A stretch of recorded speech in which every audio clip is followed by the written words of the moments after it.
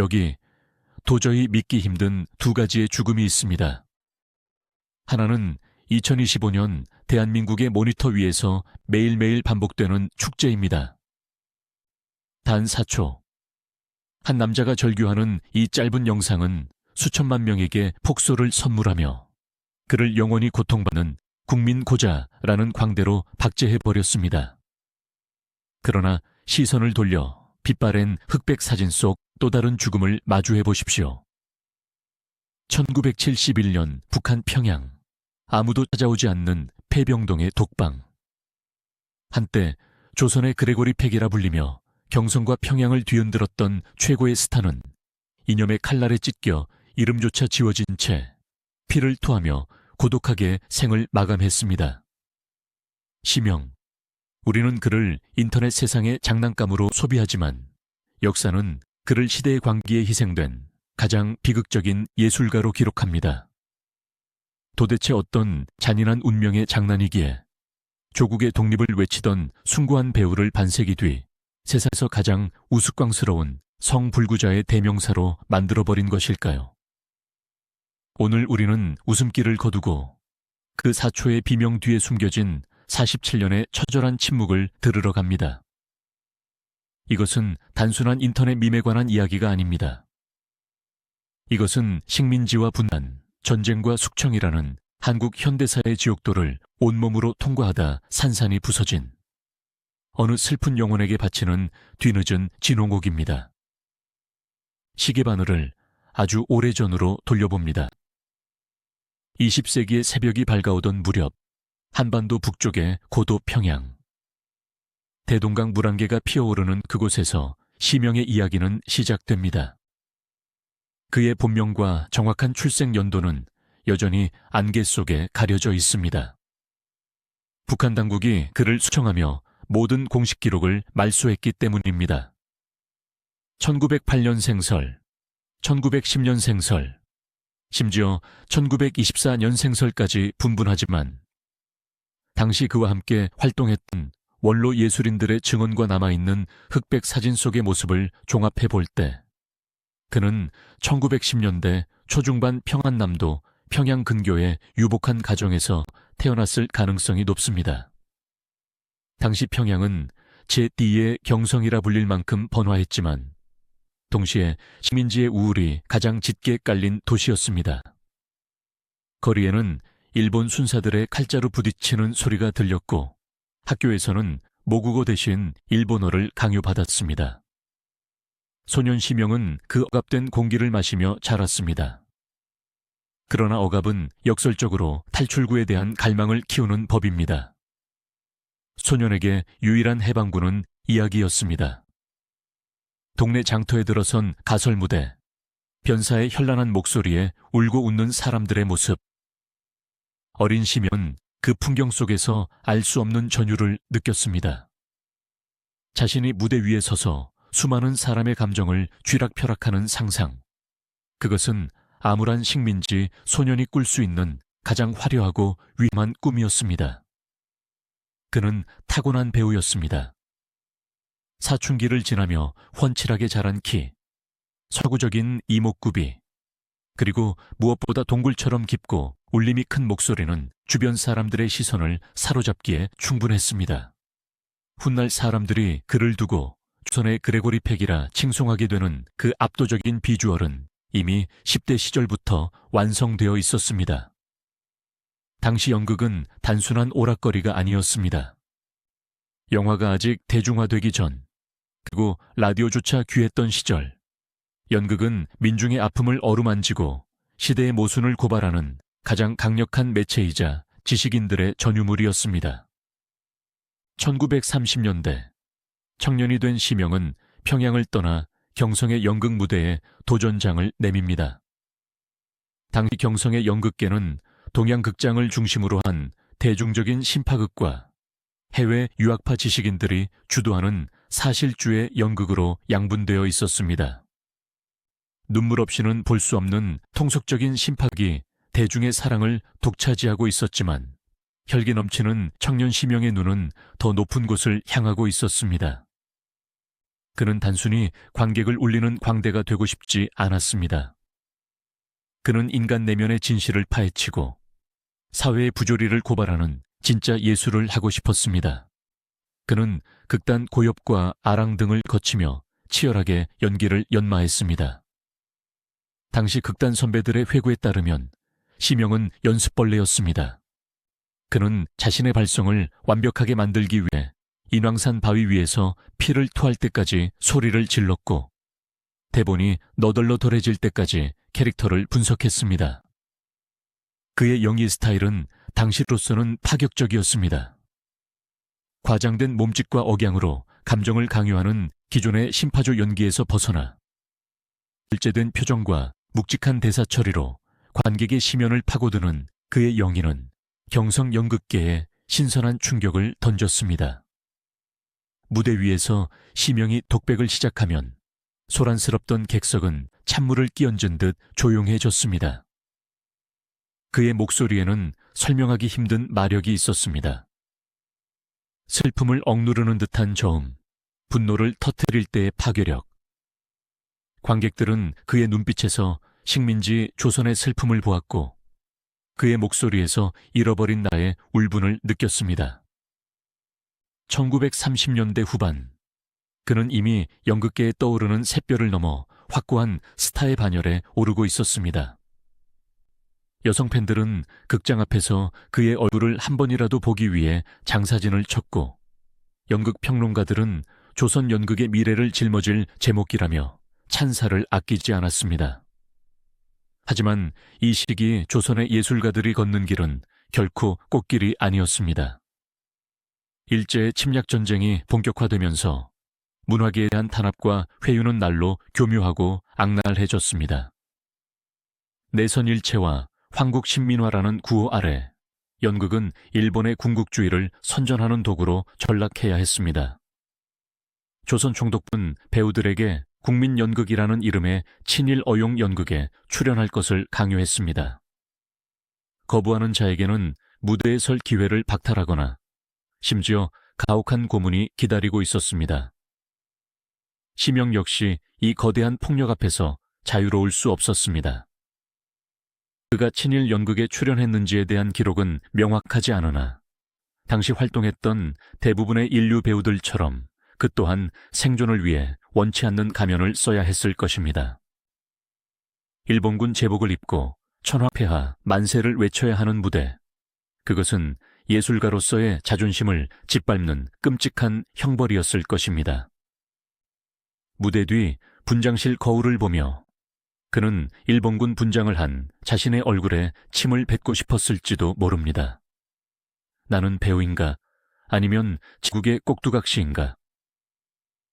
이 깊은 자괴감과 현실에 대한 분노는 그가 점차 좌익 사상에 경도되게 만드는 결정적인 토양을 제공했습니다. 당시 식민지 지식인들에게 사회주의는 단순한 정치 이념이 아니었습니다. 그것은 일제라는 거악에 맞설 수 있는 유일한 사상적 무기이자 계급도 억압도 없는 평등한 세상을 약속하는 매혹적인 복음이었습니다. 심영은 자연스럽게 좌익 성향의 예술가들과 어울리게 되었습니다. 밤이면 허름한 선술집에 모여 막걸리 잔을 기울이며 그들은 은밀한 목소리로 혁명을 논하고 해방을 꿈꿨습니다. 심영에게 사회주의는 복잡한 마르크스 레닌주의 이론이 아니라 가난하고 헐벗은 조선 민중을 구원할 수 있는 휴머니즘의 다른 이름이었습니다. 그는 예술이 단순한 유희가 아니라 민중을 계몽하고 사회를 변혁하는 무기가 되어야 한다고 믿었습니다. 이러한 프롤레타리아 예술에 대한 신념은 그의 연기에 더욱 깊은 호소력을 불어넣었지만 동시에 그를 훗날 비극적인 운명으로 이끄는 위험한 불씨가 되고 있었습니다. 시간은 흘러 1940년대 태평양 전쟁의 발발과 함께 조선 땅은 거대한 변경으로 변해갔습니다. 모든 물자와 사람이 전쟁터로 징발되었습니다. 극장들은 문을 닫거나 일본의 승리를 선전하는 뉴스 영화 상영관으로 바뀌었습니다. 심영의 입지는 점점 좁아졌습니다. 숨 쉴 틈 없는 금열과 감시 속에서 그는 무대에 서는 것 자체에 회의를 느꼈을 것입니다. 하지만 그는 연기를 멈출 수 없었습니다. 그것은 그의 생업이자 유일한 존재 이유였기 때문입니다. 그 아마르게 터널 끝자락, 1945년 8월 15일. 마침내 그날이 왔습니다. 라디오에서 흘러나온 일본 천황에 떨리는 항복방송. 처음에는 아무도 그 의미를 이해하지 못했습니다. 그러나 곧 거리로 쏟아져 나온 사람들의 안새소리가 경성 하늘을 뒤덮었습니다. 해방, 광복, 빛을 되찾은 날. 심영은 그 인파 속에서 목이 터져라 만세를 불렀을 것입니다. 눈물이 멈추지 않았을 것입니다. 이제 더 이상 일본어 대본을 외우지 않아도 된다는 것, 일본 순사의 눈치를 보지 않고 우리 민족의 이야기를 마음껏 연기할 수 있다는 것, 그 벅찬 감격이 그의 가슴을 가득 채웠습니다. 해방 공간의 서울은 혼란스러웠지만 용광로처럼 뜨거웠습니다. 억눌려 있던 창작의 열기가 폭발했습니다. 지하에 숨어있던 예술가들이 지상으로 올라왔고 좌우를 막론하고 새로운 조국 건설을 위한 문화운동이 활발하게 일어났습니다. 이 시기 심영은 배우로서 인생의 정점을 맞이합니다. 그는 더 이상 유망주가 아닌 해방조선을 대표하는 대배우였습니다. 특히 1946년은 심영의 이름이 역사에 깊게 각인된 해였습니다. 최인규 감독의 영화가 제작된 것입니다. 이 영화는 단순한 극영화를 넘어 해방된 조국이 민족에게 바치는 헌사와도 같았습니다. 광복 후 우리 손으로 만든 최초의 본격적인 항일 영화. 심영은 이 영화에서 조국의 독립을 위해 목숨을 바치는 지하 공작권 한중 역을 맡았습니다. 캐스팅 소식이 전해지자마자 대중의 기대는 하늘을 찔렀습니다. 우수젖은 눈빛과 강인한 마스크를 가진 심영이야말로 비극적인 영웅 역할의 적격이라는 평가가 지배적이었습니다. 열악한 제작 환경 속에서도 촬영장은 뜨거운 열기로 가득 찼습니다. 필름이 부족해 자투리 필름을 이어붙이고 조명이 없어 횃불을 밝혀가며 찍었지만 배우와 스태프들의 눈빛은 그 어느 때보다 빛났습니다. 심영은 대역 없이 위험한 액션 장면을 소화해냈고 일본 경찰에게 고문당하는 장면에서는 실제로 살점이 뜯겨나가는 듯한 고통을 혼신의 힘을 다해 연기했습니다.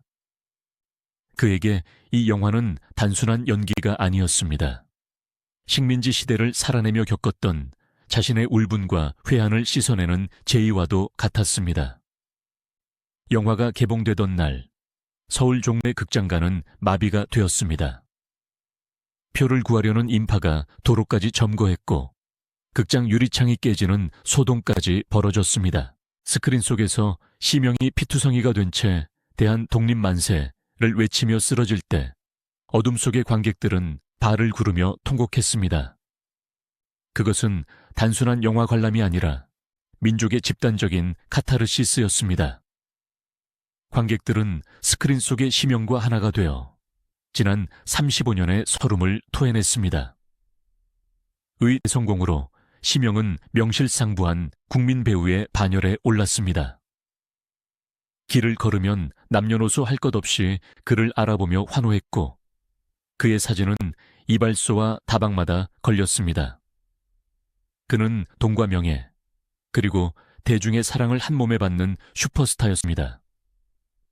적어도 1946년의 심영은 세상 모든 것을 가진 남자처럼 보였습니다. 그러나 역사의 신은 그에게 너무나 짧은 행복만을 허락했습니다. 해방의 화기가 걷히자 그 자리에는 더욱 잔혹한 현실이 또아리를 틀고 있었습니다. 38선, 한반도의 허리를 가른 이 선은 처음에는 단순한 군사 분계선인 줄 알았으나 점차 넘을 수 없는 이념의 장벽으로 굳어져 갔습니다.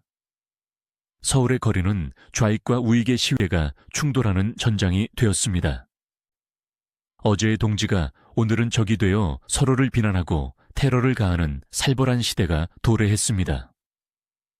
좌익 예술인 단체인 조선영화동맹의 핵심 간부였던 심영에게도 시련이 닥쳐왔습니다. 미군정과 우익 진영의 탄압이 노골화되기 시작했습니다. 그와 함께 무대에 섰던 동료들이 하나둘씩 경찰에 연행되었고, 극장에는 빨갱이 배우가 나오는 연극을 보지 말라는 삐라가 뿌려졌습니다. 우익 청년 단원들이 집에 찾아와 협박하는 일도 잦아졌습니다. 심영은 혼란스러웠습니다. 자신이 꿈꾸던 해방 조국은 이런 모습이 아니었습니다. 칠파들이 다시 경찰 제복을 입고 거리를 활보하며 독립운동가들을 빨갱이로 몰아쓰는 현실, 예술의 자유가 이념의 잣대 아래 난도질 당하는 현실에 그는 깊은 절망을 느꼈습니다. 그의 내면에서 갈등이 시작되었습니다. 서울에 남을 것인가, 아니면 새로운 길을 찾을 것인가.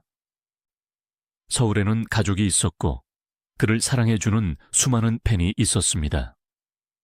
하지만 이곳에서 예술가로서의 양심을 지키며 살아가기란 점점 불가능해 보였습니다. 언제 체포될지 모른다는 불안감은 그의 목을 조여왔습니다. 반면 38선 너머 북쪽에서는 전혀 다른 소문이 들려왔습니다. 평양에서는 예술가들을 인민의 영혼을 만드는 기사라 부르며 극진히 대우해 준다는 이야기, 친일파가 척결되고 노동자와 농민이 주인이 되는 세상이 만들어지고 있다는 이야기. 그 소문들은 고뇌하는 심영에게 달콤한 유혹으로 다가왔습니다. 그러던 1947년 운명적인 제안이 그를 찾아옵니다. 북한 최초의 예술영화 촬영을 위해 평양으로 와달라는 은밀한 연락이었습니다. 이것은 단순한 초청장이 아니라 돌아오지 못할 강을 건너라는 역사의 손짓이었습니다. 심영은 며칠을 번뇌했습니다. 창밖에는 비가 내리고 있었고 서울의 밤거리는 여전히 불안한 고함 소리로 가득 차 있었습니다. 그는 거울 속에 비친 자신의 얼굴을 들여다보았습니다. 의 영웅 한중의 얼굴, 그리고 갈 길을 잃고 방황하는 인간 심영의 얼굴. 마침내 그는 결심을 굳힙니다. 가자. 가서 내 눈으로 확인하자. 그곳에 진정한 예술의 토양이 있는지. 그는 짐을 꾸렸습니다. 화려한 배우의 짐이 아닌 여행자의 단촐한 가방 하나. 그는 가족들에게 잠시 촬영차 다녀오겠다는 말만 남긴 채 어둠을 틈타 서울역으로 향했습니다. 기차가 기적소리를 울리며 북쪽을 향해 달리기 시작했을 때 심영은 차창 밖으로 멀어지는 서울의 불빛을 바라보며 어떤 생각을 했을까요? 금방 다시 돌아올 수 있을 것이라 믿었을까요? 아니면 이것이 영원한 이별이 될 것임을 직감했을까요? 기차는 덜컹거리며 38선을 향해 질주하고 있었습니다. 1947년 38선. 그곳은 단순한 지도상의 선이 아니었습니다. 그것은 이념의 칼날이 대지를 가르고 운명이 갈라지는 절벽의 끝자락이었습니다. 심영이 탄 기차가 덜컹거리며 그 경계선을 넘었을 때 그는 창밖의 풍경이 미묘하게 달라지는 것을 느꼈습니다. 남쪽의 풍경이 혼란스럽고 무질서한 활기로 가득 찼다면 북쪽의 풍경은 묘한 긴장감과 질서 정연함으로 채워져 있었습니다. 붉은 깃발, 곳곳에 붙은 구호, 그리고 제복 입은 군인들의 날카로운 눈빛. 평양역에 내린 심영은 차가운 공기를 깊이 들이마셨습니다. 그것은 낯선, 그러나 묘하게 흥분을 자아내는 혁명의 냄새였습니다. 평양은 그를 환대했습니다. 아니, 정확히 말하자면 북한 정권은 심영이라는 상징을 열렬히 필요로 했습니다. 남조선 최고의 스타가 미제의 억압을 피해 공국의 품으로 왔다는 사실은 그 어떤 선전물보다 강력한 무기였습니다. 북한의 문화예술 간부들은 역에 마중 나와 그를 귀빈으로 모셨습니다. 숙소는 깨끗했고 식탁은 풍성했습니다. 굶주림과 쌀 소동이 끊이지 않던 서울과는 딴판이었습니다. 시명은 그 풍요로움이 체제의 우월성을 증명하는 것이라 믿었습니다. 하지만 그것이 자신과 같은 선전 도구들에게만 허락된 쇼윈도의 풍요로움이라는 사실을 깨닫기에는 그의 예술가적 낭만이 너무나 컸습니다. 그가 북한에서 처음 맡은 임무는 영화 내 고향의 주연이었습니다. 강홍식 감독이 메가폰을 잡은 이 영화는 북한 정권 수립 후 최초로 제작되는 장편 예술 영화였습니다. 내용은 전형적이었습니다. 지주의 착취에 시달리던 소장농의 아들이 고향을 떠났다가 해방 후 돌아와 토지 개혁의 기쁨을 누린다는 이야기. 하지만 시명에게 이 영화는 단순한 프로파간다가 아니었습니다. 그는 이 영화를 통해 자신이 꿈꾸던 민중을 위한 예술을 실현할 수 있다고 믿었습니다. 그는 촬영장에서 그 누구보다 진지했습니다. 진흙탕에 구른 것도 마다하지 않았고 농민들의 투박한 사투리를 익히기 위해 밤을 새웠습니다. 촬영 틈틈이 그는 평양의 예술가들과 교류했습니다. 그들은 뜨거웠습니다. 모스크바 유학파 출신들이 들려주는 스타니슬라프스키의 연기론, 사회주의 리얼리즘의 미학에 대한 토론은 시명의 지적 갈증을 채워주었습니다.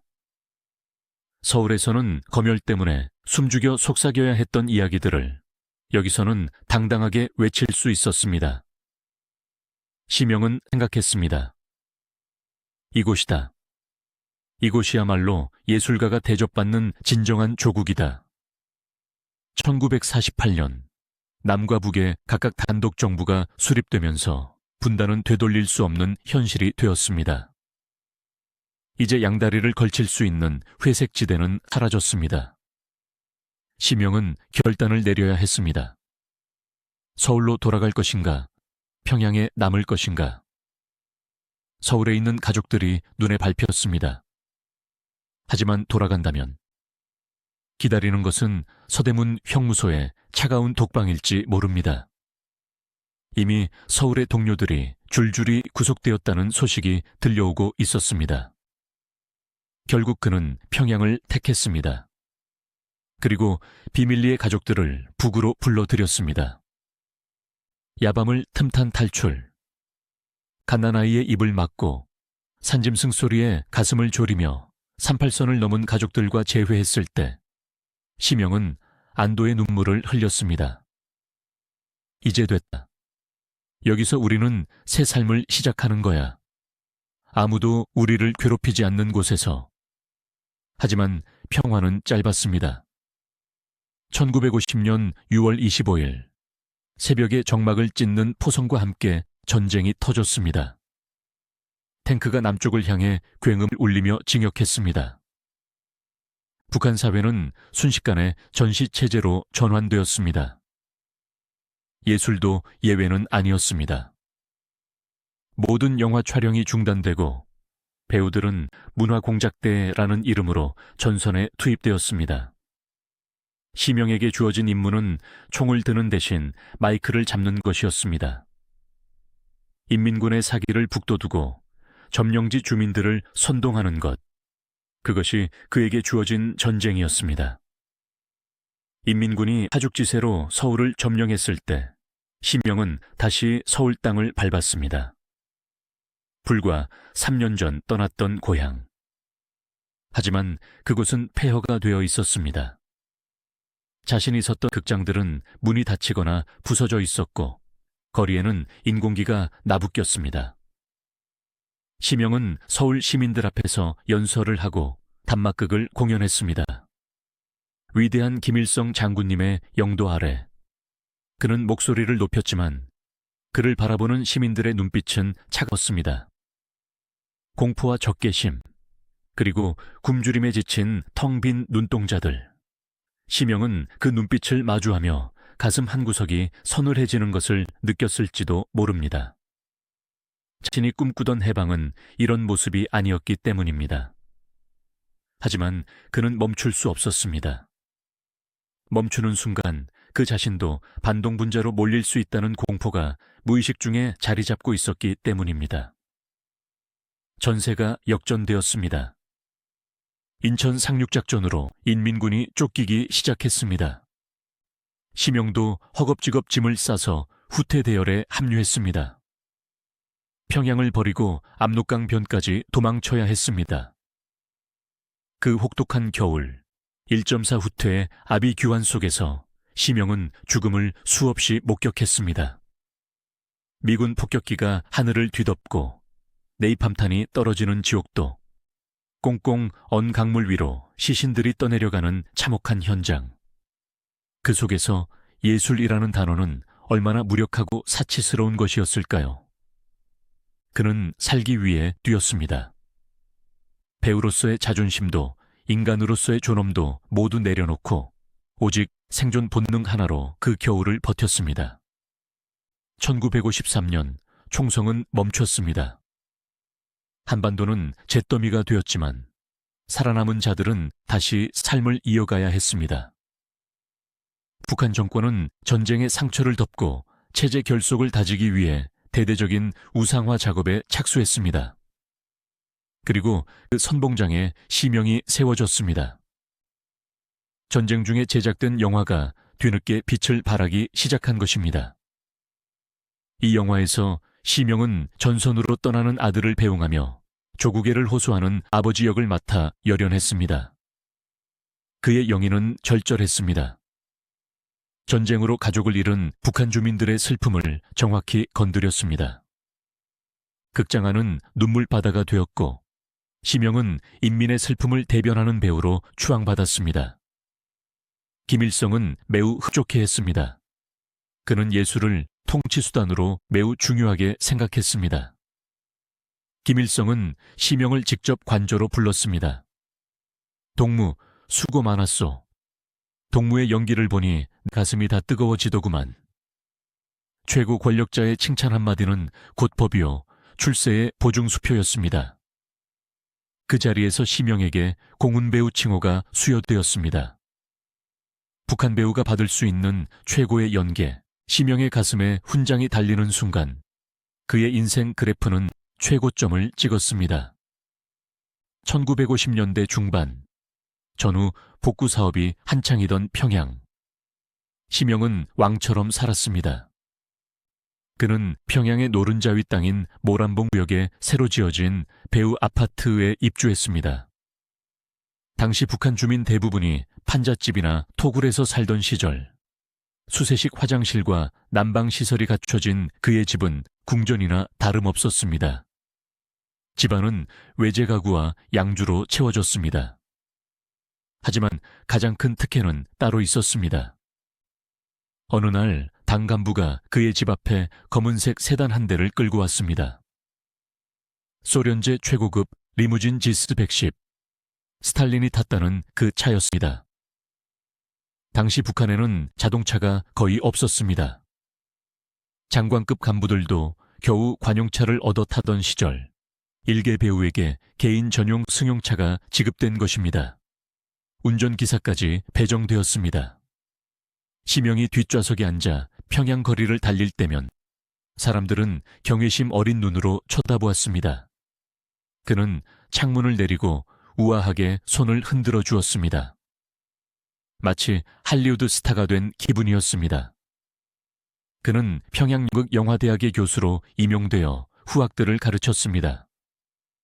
강단에 선 그는 열정적이었습니다. 영인은 가짜를 진짜처럼 흉내내는 기술이 아니다. 캐릭터의 영혼 속으로 들어가는 것이다. 학생들은 그의 한마디 한마디를 받아 적으며 존경의 눈빛을 보냈습니다.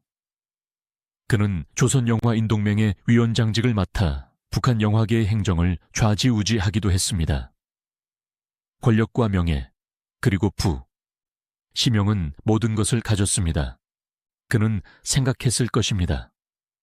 내 선택은 옳았어. 남조선에 남았다면 이런 호사를 누릴 수 있었겠어. 위대한 수령님 덕분이야. 그는 진심으로 김일성을 존경하고 따랐을 것입니다. 자신을 알아봐주고 대우해주는 권력자에게 충성하는 것, 그것이 인간의 본능이니까요. 하지만 그는 간과하고 있었습니다.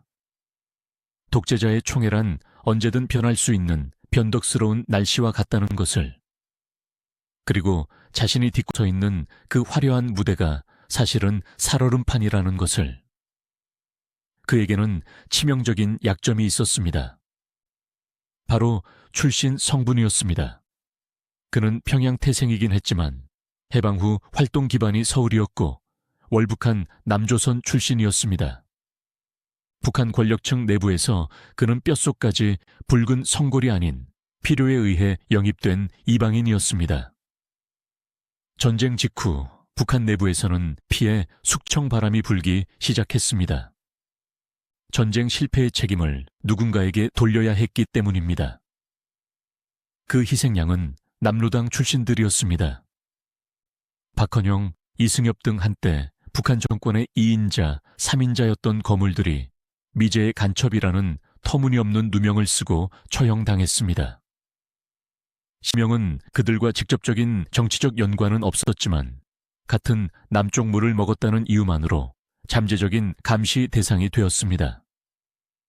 1955년, 1956년으로 넘어가면서 분위기는 더욱 험악해졌습니다.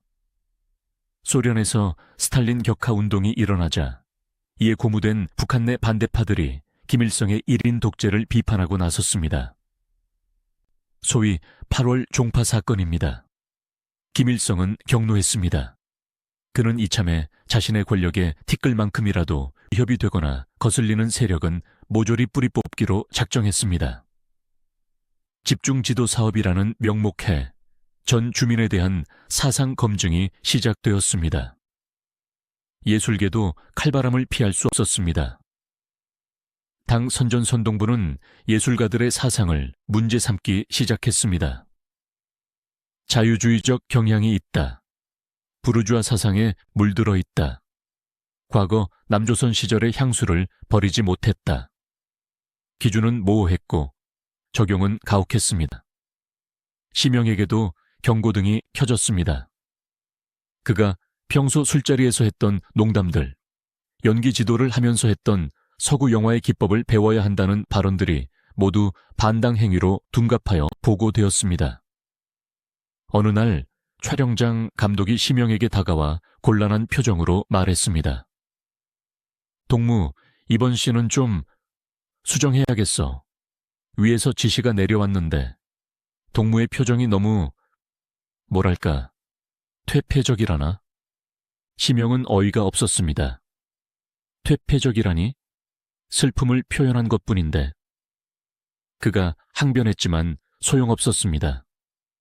그의 분량은 점점 줄어들었습니다. 그가 출연하기로 예정되었던 영화들이 갑자기 취소되거나 배역이 다른 배우로 교체되었습니다. 불길한 징조는 집 안으로까지 침투했습니다. 어느 날 퇴근해보니 집에 도청 장치가 설치된 것 같은 흔적이 발견되었습니다. 전화기 잡음이 심해졌고 집 주변을 서성이는 낯선 남자들이 목격되었습니다. 심영은 아내에게 무서워하지 마. 별일 아닐 거야 라고 안심시켰지만 정작 자신의 손은 떨리고 있었습니다. 그는 밤마다 악몽을 꾸었습니다.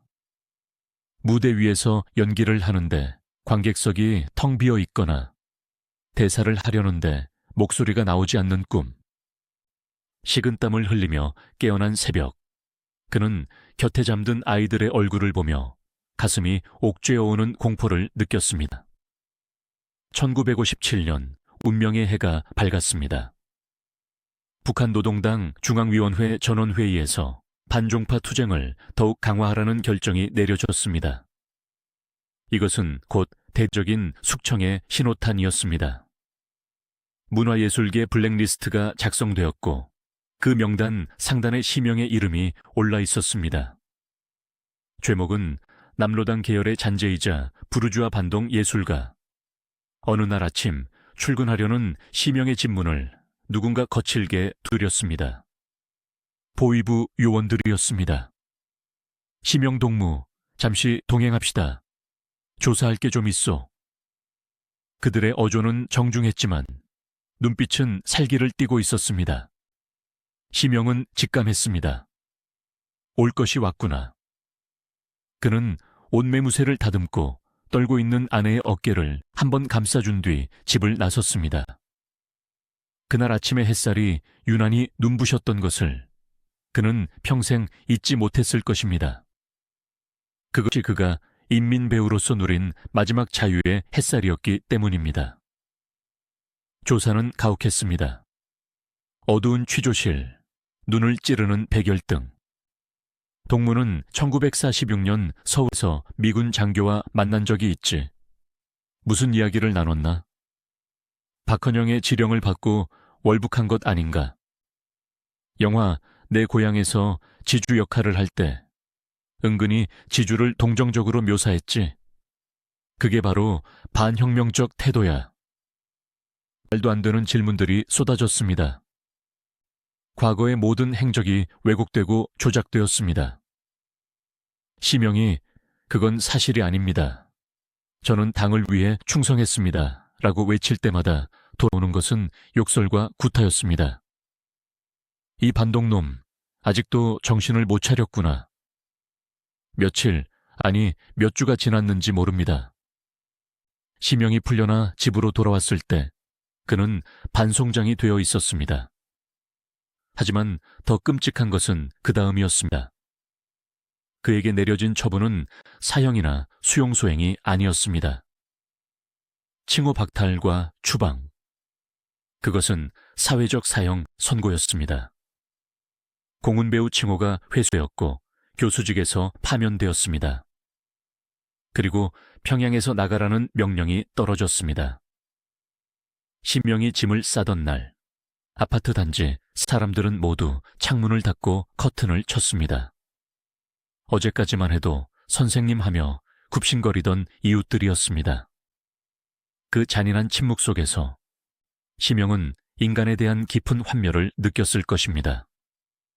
그가 애지중지하던 지스 승용차는 이미 당에서 압수해간 뒤였습니다. 트럭 짐칸에 짐짝처럼 실린 시명 가족. 아이들은 영문도 모른 채 울음을 터뜨렸고 아내는 망연자실한 표정으로 허공을 응시했습니다. 트럭이 평양 시내를 벗어날 때 시명은 뒤를 돌아보지 않았습니다. 아니, 볼 수가 없었습니다. 눈물이 앞을 가려 아무것도 보이지 않았기 때문입니다.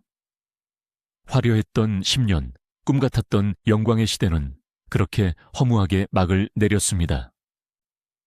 트럭은 북쪽으로, 더 북쪽으로 달렸습니다. 포장도로가 끝나고 비포장 산길이 나타났습니다. 흙먼지가 날리는 길을 덜컹거리며 갈 때마다 시명의 심장도 덜컹거렸습니다. 어디로 가는 것인가? 우리의 종착역은 어디인가? 함경남도 어느 깊은 상골, 지도에도 잘 나오지 않는 탄광마을. 그곳이 그들의 새로운 보금자리, 아니 유배지였습니다. 차에서 내리자마자 훅 끼쳐오는 석탄 냄새와 냉기. 마을 사람들의 표정은 낯설고 경계심이 가득했습니다. 시명에게 배정된 집은 쓰러져가는 흙집이었습니다. 천장엔 거미줄이 쳐져 있고 바닥은 냉골이었습니다. 여기가 우리가 살 곳인가? 아내가 주저앉아 통곡했습니다. 시명은 아무 말도 할 수 없었습니다. 그저 멍하니 먼 산을 바라볼 뿐이었습니다. 산꼭대기에는 아직 녹지 않은 눈이 하얗게 쌓여 있었습니다. 저 눈처럼 자신의 인생도 꽁꽁 얼어붙어 영원히 녹지 않을 것 같다는 불길한 예감이 그를 감쌌습니다. 다음 날부터 바로 노동이 시작되었습니다. 배우의 섬세한 손에는 무거운 곡괭이가 쥐어졌습니다. 갱도 입구는 괴물의 입처럼 검게 입을 벌리고 있었습니다. 들어가라. 작업 반장의 고함 소리에 시명은 머뭇거리며 발을 떼었습니다. 어둡고 습한 지하 수백 미터, 그곳은 지상과는 또 다른 세상이었습니다.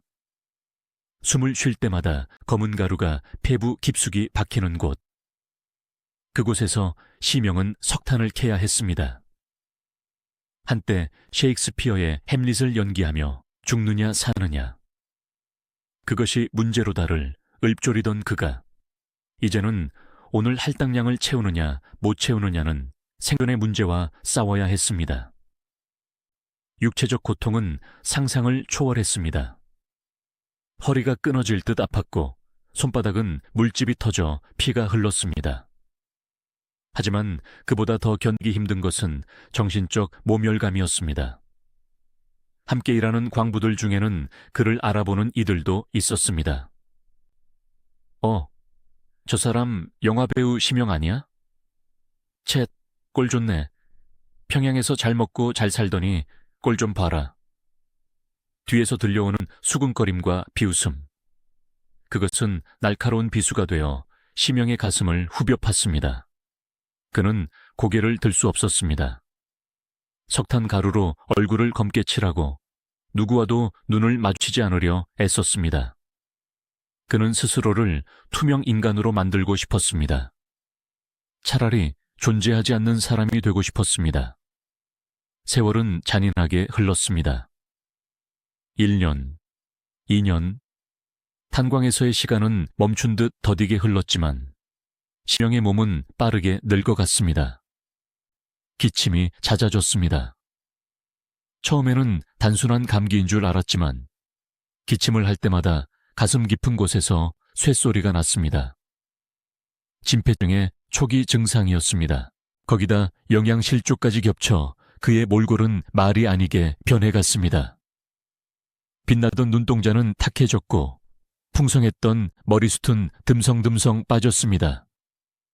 거울 속에 비친 늙고 병든 노인, 그가 바로 한때 조선 최고의 미남이라 불렸던 심영이었습니다. 1960년대 초 북한 정권은 유화 정책의 일환으로 일부 숙청된 예술가들을 복권시키거나 평양으로 불러들이기도 했습니다. 심영에게도 잠시 희망의 빛이 비치는 듯했습니다.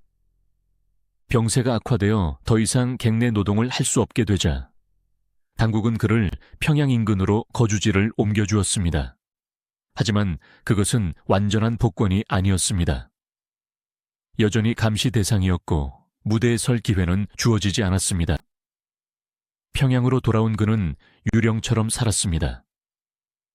옛 동료들을 찾아가 볼 용기조차 없었습니다. 그들이 자신을 외면할 것이 뻔했기 때문입니다. 그리고 무엇보다 초라하게 망가진 자신의 모습을 보여주고 싶지 않은 자존심이 남아 있었습니다. 이 시기 그는 집안에 칩거하며 글을 썼다고 합니다. 그것이 일기였는지 아니면 발표되지 못할 희곡이었는지는 알 수 없습니다.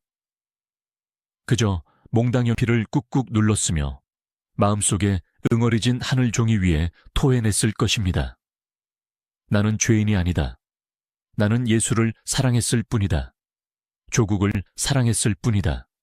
쓰고 지우기를 반복하며 그는 스스로를 변론하고 위로했을 것입니다.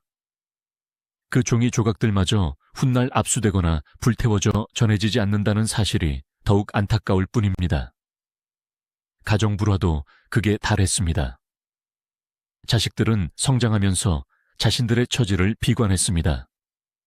아버지가 종파분자라는 사실 때문에 상급 학교 진학도 좋은 직장 배치도 막혀버린 현실. 그 원망의 화살은 병든 아버지를 향했습니다. 왜 월북하셨어요? 서울에 그냥 계시지. 왜 우리까지 이렇게 만드셨어요? 아들의 절규에 심영은 가슴을 쥐어뜯으며 통곡했습니다. 할 말이 없었습니다. 모든 것이 자신의 선택이 불러온 결과였으니까요. 가장 사랑하는 사람들로부터 증오의 대상이 되는 것. 그것은 지옥 중에서도 가장 고통스러운 지옥이었습니다. 1960년대 후반, 심영의 건강은 돌이킬 수 없는 지경에 이르렀습니다. 결핵균이 폐를 갉아먹어 숨쉬는 것조차 힘겨웠습니다. 그는 밤마다 피를 토했습니다. 방바닥에 붉은 선혈이 낭자할 때마다 그는 자신의 생명이 얼마 남지 않았음을 직감했습니다. 병원에 가고 싶어도 돈이 없었고 숙청된 자를 받아주는 병원도 없었습니다. 그는 집에서 민간요법의 의지에 하루하루를 연명했습니다. 아내가 구해온 약초를 다려 마시며 그는 천장을 바라보고 멍하니 누워 있었습니다. 천장 무늬가 마치 영화 스크린처럼 보였을까요? 그 위로 자신의 지난 날들이 파노라마처럼 스쳐 지나갔습니다. 남쪽에서의 화려했던 대비, 북쪽에서의 영광, 그리고 추락. 인생이라는 연극은 너무나 길고 고통스러웠습니다. 이제 막을 내리고 싶다. 그는 죽음을 갈망했습니다. 죽음만이 이 고통을 끝낼 수 있는 유일한 안식처처럼 느껴졌습니다. 그리고 1971년, 운명의 시간이 다가왔습니다. 병세가 위독해지자 당국은 마지못해 그를 평양의 한 병원에 입원시켰습니다. 치료 목적이라기보다는 전염병 확산을 막고 관리하기 위한 격리 조치였습니다. 6인실 병동, 구석진 침대. 그곳이 데뷔 시명의 마지막 무대였습니다. 1971년 평양의 가을은 유난히 스산했습니다. 병원 창밖으로 보이는 플라타너스 잎들이 힘없이 떨어져 뒹굴던 그 계절, 6인실 병동의 구석진 침대 위에서 시명의 생명력은 촛불처럼 가물거리고 있었습니다. 옆 침대의 환자들은 그가 누구인지 몰랐습니다.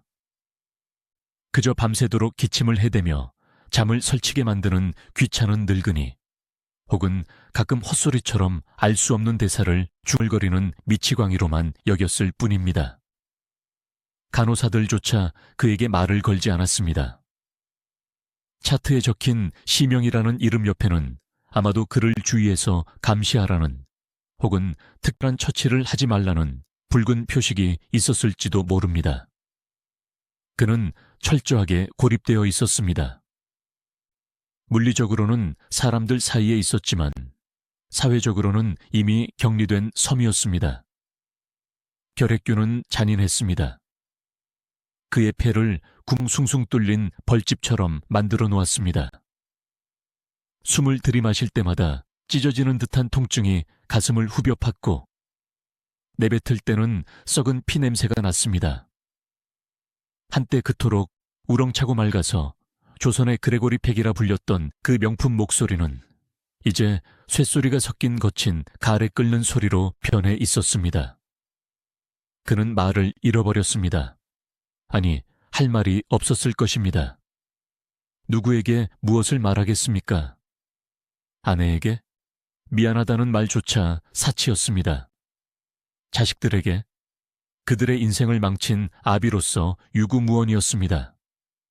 세상에게? 자신을 버린 세상에 대고 원망해봤자 돌아오는 것은 메아리 없는 침묵뿐이었습니다. 의식이 혼미해지는 순간마다 그는 환각을 보았을 것입니다. 병실 천장의 얼룩이 거대한 스크린으로 변하고 그 위로 자신의 젊은 날이 상영되었습니다. 1946년 서울 국도극장, 시사회 날 쏟아지던 플래시 세례. 한중 동지, 만세를 외치던 관객들의 눈물. 1951년 평양, 김일성에게 훈장을 받으며 느꼈던 그 뜨거운 전율. 그리고 1958년 차가운 강풍이 몰아치던 탄광촌의 밤. 영광과 오욕, 환희와 절망이 뒤섞인 필름이 끊임없이 돌아갔습니다. 어디서부터 잘못된 것일까? 그는 수천 번, 수만 번 스스로를 자책했을 것입니다. 38선을 넘던 그 밤, 발길을 돌렸어야 했을까? 아니면 차라리 일제시대의 연극을 하지 말고 평범한 장사꾼으로 살았어야 했을까? 후회는 늦었고 답은 없었습니다. 임종이 임박했음을 알리는 거친 호흡, 소위 임종호흡이 시작되었습니다. 꺽 넘어가는 숨소리. 하지만 그의 손을 잡아줄 사람은 아무도 없었습니다. 아내조차 병원비와 생활고, 그리고 당국의 눈치 때문에 병상을 지키지 못했을 가능성이 큽니다. 혹은 연락조차 받지 못했을 수도 있습니다. 시명은 혼자였습니다. 완벽하게 혼자였습니다. 무대 위에서 수많은 조명을 받으며 죽음을 연기했던 대배우가 정작 자신의 진짜 죽음 앞에서는 관객 한 명 없이, 조명 하나 없이 칠흑 같은 어둠 속에서 퇴장해야 했습니다. 마지막 순간 그의 눈동자에 맺혔던 것은 무엇이었을까요? 눈물이었을까요? 아니면 세상에 대한 마지막 저주였을까요? 심영의 고개가 힘없이 옆으로 떨구어졌습니다. 1971년의 어느 날, 시각미상, 심영, 향년 47세.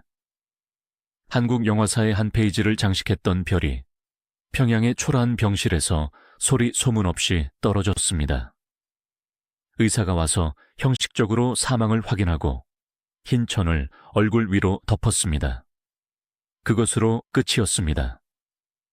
비극은 죽음 이후에 더 집요하게 그를 괴롭혔습니다. 보통의 경우라면 장례를 치르고 조문객을 받고 묘지를 썼겠지만 반당 종파분자에게 그런 절차는 허락되지 않았습니다. 북한 당국은 시신을 신속하게 처리했습니다. 가족들이 시신을 인도받아 장례를 치렀다는 기록은 어디에도 없습니다. 탈북 예술인들의 증언에 따르면 숙청된 예술가들의 시신은 대부분 화장터로 직행하여 한 줌의 재로 사라지거나 무연고 묘지에 대충 매장되어 흔적도 없이 사라진다고 합니다. 심영도 예외는 아니었을 것입니다. 유골함조차 남지 않았습니다. 묘비도 없습니다. 대한민국 영화사, 아니 한반도 예술사에 굵직한 족적을 남긴 인물이지만 그를 추모할 수 있는 공간은 지구상 어디에도 존재하지 않게 된 것입니다. 이것은 고대 로마의 형벌인 기록 말소형보다 더 잔혹했습니다. 로마인들은 적어도 기록을 지울 뿐 무덤까지 파헤치지는 않았지만 20세기의 독재 정권은 한 인간의 물성을 완전히 소멸시켜 버렸습니다. 심영은 연기처럼 사라졌습니다. 문자 그대로 연기가 되어 평양의 하늘로 흩어졌습니다. 그가 죽은 뒤 북한 당국은 역사책과 영화 필름에서 그를 지우는 작업에 더욱 박차를 가했습니다. 그가 주연을 맡았던 영화 내 고향의 필름은 난도질 당했습니다. 심영이 등장하는 장면은 모조리 삭제되거나 다른 장면으로 대체되었습니다. 도저히 삭제할 수 없는 풀샷에서는 그의 얼굴을 검게 칠하거나 흐릿하게 뭉개버렸습니다. 영화의 엔딩 크레딧, 주연 배우의 이름이 올라가야 할 자리는 텅 비워두거나 아예 크레딧 자체를 잘라버렸습니다. 평양연극영화대학의 도서관에 보관되어 있던 그의 저서와 강의록들은 수거되어 불태워졌습니다. 학생들에게는 심영이라는 반동의 영인은 썩어빠진 부르주아의 전형이니 절대 본받지 말라는 교육이 내려졌습니다. 후배 배우들은 술자리에서조차 그의 이름을 올리는 것을 금기시했습니다. 그 사람 이야기 꺼내지 마. 재수험부터. 심영은 공포의 대명사이자 실패한 인생의 표본이 되었습니다. 그렇게 북한에서 심영은 존재하지 않았던 사람이 되어갔습니다. 남한에서의 상황도 별반 다르지 않았습니다. 분단과 전쟁, 그리고 이어진 반공 이데올로기의 강화 속에서 월북 예술가들은 금지된 존재였습니다. 그들의 이름은 방송에서 언급될 수 없었고 그들이 출연한 영화는 상영 금지 처분을 받았습니다. 1970년대, 80년대 고도 성장의 시기를 거치며 남한 사람들은 과거를 잊고 미래를 향해 뛰었습니다. 컬러 텔레비전이 보급되고 올림픽이 열리고 새로운 스타들이 탄생하는 동안 흑백 시대의 배우 심영을 기억하는 사람은 극히 드문 노년층 뿐이었습니다. 그들마저도 그 키 크고 잘생긴 배우 북한 가서 잘 먹고 잘 산다더구만 나쁜 놈 하며 혀를 찰 뿐이었습니다. 남과 북 두 조국 모두가 그를 버렸습니다. 그는 역사의 틈새에 끼어 질식해버린 미아가 되었습니다. 완전한 망각. 그것이 심영의 영원한 안식이 될 줄 알았습니다. 적어도 2002년까지는 말입니다. 21세기가 되었습니다. 월드컵의 함성이 대한민국을 뒤덮었던 2002년 SBS에서는 대드라마를 방영했습니다. 전설적인 주먹 김두한의 일대기를 다룬 이 드라마는 최고 시청률 57%를 기록하며 신드롬을 일으켰습니다. 드라마의 작가는 해방 공간의 혼란상을 묘사하기 위해 당시 실존 인물이었던 좌익 연극인 심영을 극중 등장인물로 소환했습니다. 물론 드라마 속 심영은 실제 심영과는 거리가 멀었습니다. 실제 심영이 진지하고 고뇌하는 지식인풍의 배우였다면 드라마 속 심영은 기회주의적이고 비열하며 다소 우스꽝스러운 악역으로 각색되었습니다. 이 역할을 맡은 배우 김영인 씨는 특유의 굵은 목소리와 과장된 표정 연기로 캐릭터의 생명력을 불어넣었습니다. 그리고 운명의 64화. 김두한의 부하들에게 피격당해 병원에 입원한 심영이 의사로부터 청천벽력 같은 소식을 듣는 장면이 방영되었습니다. 의사, 총알이 영 좋지 않은 곳에 맞았습니다. 심영, 그게 무슨 소리요? 의사, 하필이면 총알이 단단한 곳을 뚫고 지나가서 아래쪽에 감각이 전혀 없으니 앞으로 성관계를 할 수가 없다는 것이요. 심영, 뭐요? 이보시오. 의사 양반. 아유, 의사, 안정을 취하세요. 흥분하면 다시 출혈을 할 수 있어요. 심영, 성관계라니, 내가 고자라니. 이게 무슨 소리야? 에이, 고자라니. 내가 고자라니. 칼칼칼칼. 이 장면은 방영 당시에도 큰 화제가 되었지만 진짜 폭발은 몇 년 뒤 인터넷 세상에서 일어났습니다. 2006년, 2007년 무렵 DC 인사이드 등 인터넷 커뮤니티에서 네티즌들이 이 장면을 발굴해낸 것입니다. 절망적인 상황과 대비되는 심영의 코믹하고도 처절한 표정, 그리고 성우처럼 쩌렁쩌렁한 발성은 네티즌들의 창작 욕구를 자극했습니다. 합성 영상들이 쏟아져 나오기 시작했습니다. 처음에는 단순한 대사 패러디였지만 곧이어 심영물이라는 독자적인 장르가 탄생했습니다. 심영이 노래를 부르고 랩을 하고 테크노 댄스를 추고 심지어 우주로 날아가는 영상들이 만들어졌습니다. 그의 비명소리는 비트가 되어 리듬게임의 음악으로 쓰였고 그의 얼굴은 온갖 짤방으로 변형되어 퍼져나갔습니다. 내가 고자라니는 대한민국 인터넷 역사상 가장 유명한 유행어가 되었습니다. 초등학생부터 대학생까지 이 대사를 모르는 사람이 없었습니다. 심영은 부활했습니다. 하지만 그것은 배우 심영으로서의 부활이 아니라 국민 고자라는 희대의 개그 캐릭터로서의 부활이었습니다. 여기서 우리는 소름 끼치는 역설과 마주하게 됩니다. 실제 심영은 1971년 북한의 병원에서 폐결핵으로 피를 토하며 고독과 침묵 속에서 비참하게 죽어갔습니다. 그의 육신은 흔적도 없이 사라졌고 그의 이름은 역사에서 지워졌습니다. 그것은 눈물조차 말라버린 완벽한 비극이었습니다. 반면 2000년대 남한의 화면 속 심영은 영원히 죽지 않는 불사신이 되었습니다. 그는 매일매일 총알을 맞고 매일매일 고자가 되고 매일매일 절규하지만 사람들은 그 고통을 보며 박장대소합니다. 그의 비극은 철저하게 희극으로 소비됩니다. 수백만, 수천만 명의 사람들이 그의 영상을 보며 즐거워합니다. 심지어 그에게 친근함까지 느낍니다. 진짜 심영이 저승에서 이 모습을 본다면 어떤 표정을 지을까요? 자신이 평생을 바쳐 추구했던 리얼리즘 연기와 비극적 영웅의 이미지는 온데간데 없고 자신의 이름이 거세된 남자의 대명사가 되어 조롱받는 현실. 분노했을까요? 아니면 허탈하게 웃었을까요? 어쩌면 이렇게라도 기억되는 것이 북한에서처럼 완전히 잊혀지는 것보다는 낫다고 자주 했을까요? 이 잔인한 아이러니는 우리에게 묻습니다. 한 인간의 삶이 역사 속에서 어떻게 왜곡되고 소비되는가? 이념의 전쟁터에서 패배한 자에게 남겨진 몫은 죽음 이후에 안식조차 확되지 않는 영원한 모욕인가? 심형밈의 유행은 10년이 지나고 20년이 지나도 식지 않았습니다. 2020년대에 들어서도 유튜브 알고리즘은 잊을만하면 심형 영상을 추천합니다. 고화질로 리마스터링된 영상, AI 기술로 목소리를 합성한 새로운 콘텐츠들이 끊임없이 생산됩니다. 이제 심형은 단순한 밈을 넘어 한국 현대 문화의 일부분, 일종의 민속놀이와 같은 존재가 되었습니다.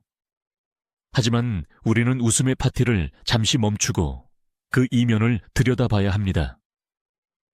우리가 장난감처럼 가지고 노는 이 캐릭터의 원형이 실은 식민지 조국의 해방을 위해 목숨을 걸고 영화를 찍었고 이념의 소용돌이 속에서 잘못된 선택을 하여 처절하게 파멸한 실존했던 한 인간이라는 사실을 말입니다. 그는 1940년대 경성의 아이돌이었고 1950년대 평양의 영웅이었으며 1960년대에 버림받은 죄수였고 1971년에 고독한 사망자였습니다. 그리고 21세기 그는 디지털 세상의 광대가 되었습니다. 하나의 이름, 두 개의 삶. 하나는 비극으로 끝나 잊혀졌고 다른 하나는 희극으로 다시 태어나 영생을 얻었습니다. 이 기묘하고도 슬픈 동거. 이제 이 긴 이야기의 마지막 장을 넘길 차례입니다. 우리는 단순히 웃고 즐기는 것을 넘어 심형이라는 거울을 통해 우리 자신의 모습을 비춰봐야 합니다. 역사의 경랑에 휩쓸린 개인의 운명, 그리고 그 운명을 대하는 후대의 태도에 대하여 그가 죽어가던 1971년의 병실과 우리가 웃고 있는 2025년의 모니터 앞, 그 54년의 간극을 메우는 마지막 진홍곡이 아직 남아 있습니다. 심형이 떠난 지 반세기가 훌쩍 넘었습니다. 강산이 5번이나 바뀌는 동안 남과 북은 여전히 휴전선이라는 철조망을 사이에 두고 대치하고 있습니다. 그 사이 심형의 존재는 기묘하게 분열되었습니다. 북한에서는 기록에서 삭제된 반동분자로, 남한에서는 영원히 고통받는 국민 고자로, 양쪽 모두에서 그는 온전한 인간으로 대접받지 못했습니다. 이것은 단순한 우연이 아닙니다. 이것은 분단이라는 특수한 상황이 만들어낸 괴물이자 이념의 전쟁터에서 패배한 개인이 치러야 하는 가장 가혹한 연체료입니다. 우리가 그를 심형물이라는 밈으로 소비할 때 우리는 무의식적으로 일종의 디지털 부관 참시를 행하고 있는 것인지도 모릅니다. 조선시대에는 역적의 무덤을 파헤쳐 시신을 다시 목베는 형벌이 있었습니다. 21세기의 우리는 키보드와 마우스를 이용해 이미 역사 속으로 사라진 한 인간을 끊임없이 소환하여 희화화의 단두 위에 씁니다. 물론 네티즌들에게 악의는 없었을 것입니다. 그저 재미있어서, 그저 웃겨서 시작된 놀이였습니다. 하지만 그 놀이의 대상이 된 실존 인물이 겪었던 실제 삶의 비극적 무게를 알게 된 지금, 우리는 여전히 아무런 부채감 없이 그를 비웃을 수 있을까요?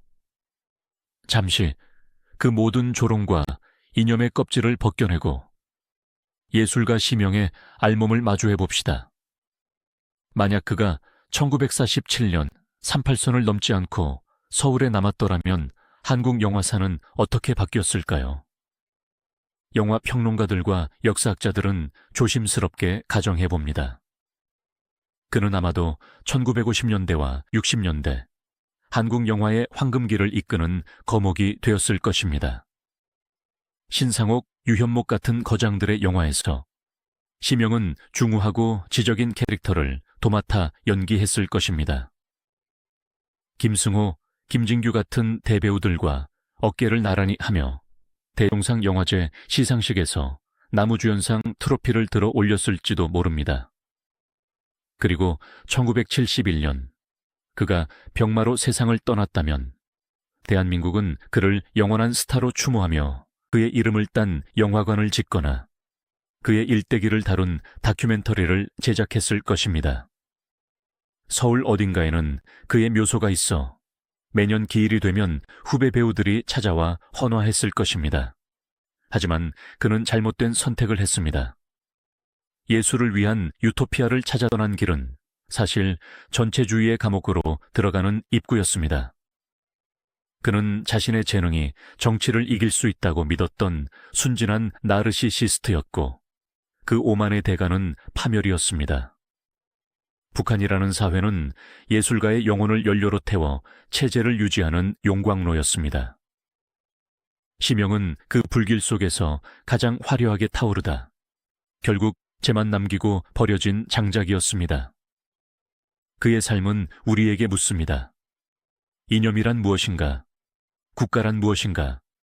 그리고 그 거대 담론 앞에서 개인의 존엄은 얼마나 쉽게 부서질 수 있는가? 심영은 좌익이었습니다. 하지만 그가 꿈꾸었던 좌익은 피비린내, 나는 수청과 독재가 아니었습니다. 그는 가난한 사람들이 배부르게 먹고 억압받던 사람들이 자유롭게 노래하는 세상을 꿈꿨던 낭만적 휴머니스트였습니다. 그러나 현실의 사회주의는 그의 꿈을 배신했습니다. 그가 그토록 찬양했던 수령은 그를 토사구팽했고 그가 선택했던 조국은 그를 기록에서 지워버렸습니다. 오늘날 유튜브에서 심영의 밈을 보며 낄낄거리는 10대, 20대 청년들에게 심영은 그저 웃긴 아저씨일 뿐입니다. 그들에게 6.25 전쟁은 교과서 속에 박제된 역사이고 이념 갈등은 먼 옛날 이야기입니다.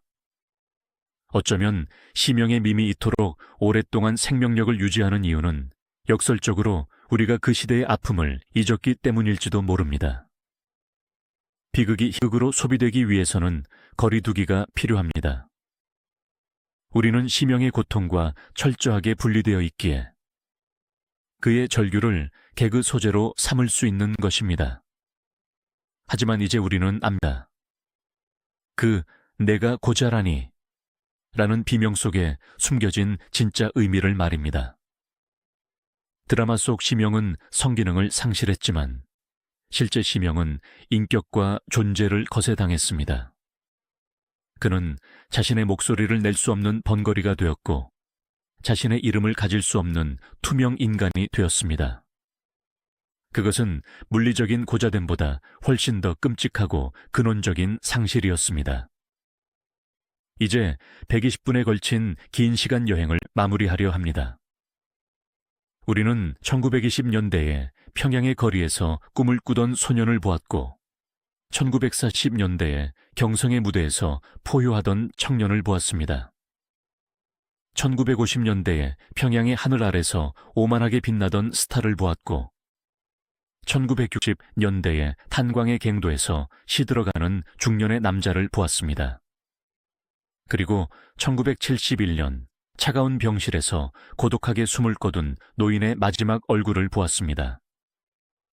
그 얼굴들 위로 2025년에 우리가 합성해 넣은 우스꽝스러운 표정들이 겹쳐집니다. 이 기괴한 콜라주가 바로 심영의 초상화입니다. 슬픔과 웃음, 숭고함과 천박함, 사실과 허구가 뒤엉킨 차에 박제된 기이한 아이콘. 부디 이 영상을 보신 여러분만이라도 다음번에 심영의 밈을 마주하게 된다면 1초만이라도 웃음을 멈추고 침묵해 주시기를 부탁드립니다. 그리고 마음속으로나마 그에게 짧은 위로를 건네주십시오. 당신은 훌륭한 배우였습니다. 시대가 당신을 담을 수 없었을 뿐입니다. 비록 그의 육신은 북녘 땅 어딘가에 한 줌의 먼지로 흩어졌고 무덤조차 없지만 우리의 기억 속에 그의 진짜 모습을 위한 작은 비석 하나를 세워주는 것은 어떨까요? 그 비석에는 국민 고자가 아니라 다음과 같은 묘비명을 새겨주고 싶습니다. 여기 예술을 사랑했으나 이념에 속았고 조국을 찾아 떠났으나 끝내 조국을 갖지 못한 비운의 배우 심영, 잠들다. 1971년 그가 잃어버린 이름과 명예를 2025년에 우리가 잠시나마 기억하며 어둠이 내립니다. 스크린 속 흑백 필름 안의 심형이 우리를 응시하고 있습니다.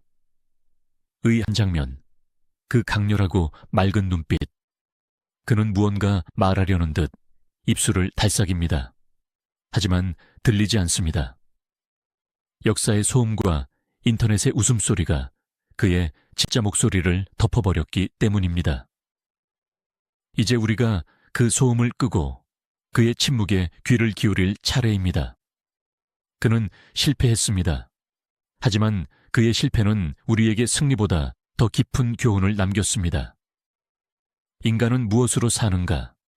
그리고 역사는 무엇을 기억하는가? 시명이라는 거울은 그 질문을 21세기를 살아가는 우리 모두에게 되돌려주고 있습니다.